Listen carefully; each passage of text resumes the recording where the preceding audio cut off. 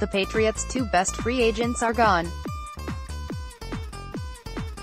According to reports from ESPN's Adam Schefter, defensive end Trey Flowers is moving to Detroit for a monster 5-year deal, and offensive tackle Trent Brown will soon land in Oakland, cushioned by a 4-year contract that will make him the highest-paid offensive lineman in league history. Since the offseason kicked off, the chances New England would retain both with relatively limited cap space were almost non-existent. Still, there was an outside shot the Pats would keep Flowers despite his status as the most coveted edge defender on the free agent market, whose personal. They signed top defenders like Devin McCourty and Donta Hightower in years past. Neither, however, garnered interest like Brown and Flowers. So now New England must look elsewhere to replace two of its best players from a memorable 2018 Super Bowl run. Here's where the Patriots should turn their attention.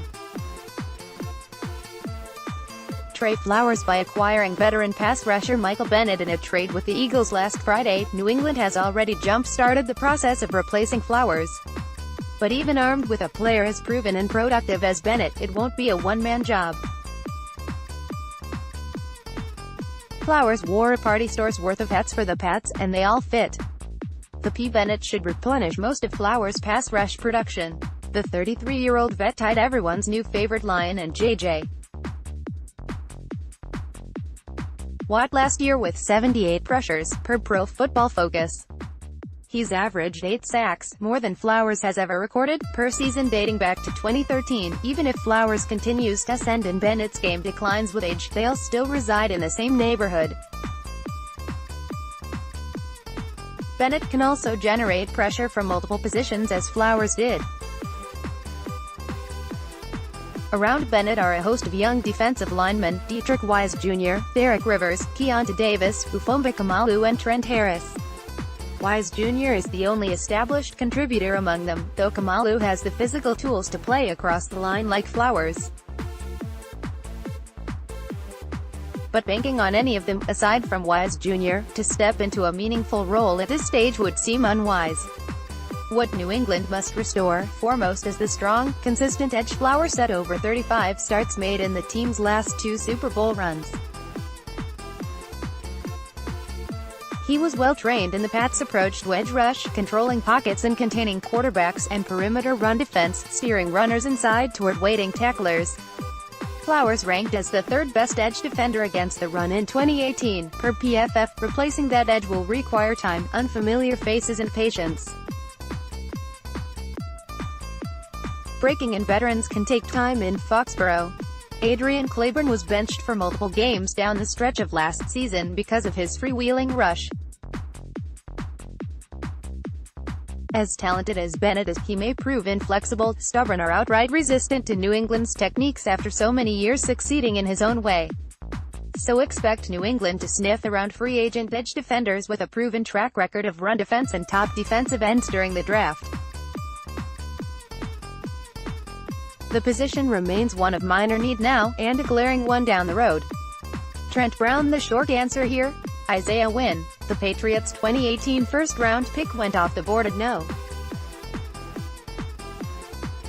23 overall last season, indicating New England's great faith in him given the other top prospects at positions of need then on the board. Wynn received positive reviews throughout training camp and the early parts of preseason before he tore his Achilles in mid-August. By all accounts, his recovery is going well. With one glance, it's clear the Patriots' depth chart is positioned so that he can step in next season and focus strictly on left tackle after he split time at tackle and guard last summer. The other 4 spots are manned by above-average veterans, 3 of whom are signed through 2020. The offensive line lends itself to little mystery in Foxborough. Moving forward, New England will surely pursue an offensive tackle in the draft and/or free agency. In a way, tackle depth saved the Pats' 2018 season. Brown, who has been acquired via trade after the Pats took Wynn, came aboard, transitioned to left tackle and thrived.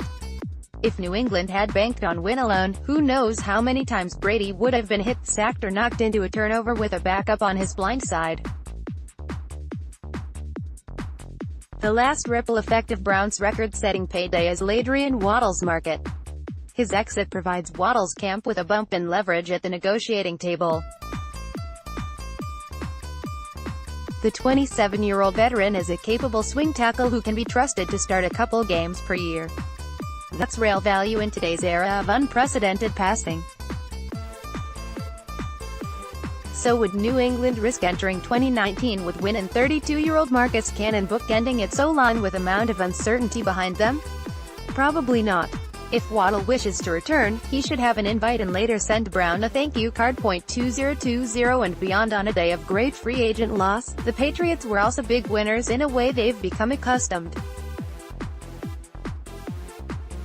With Flowers and Brown heading for the Gillette Stadium exits, a pair of 2020 third-round compensatory picks should walk through the gates next offseason.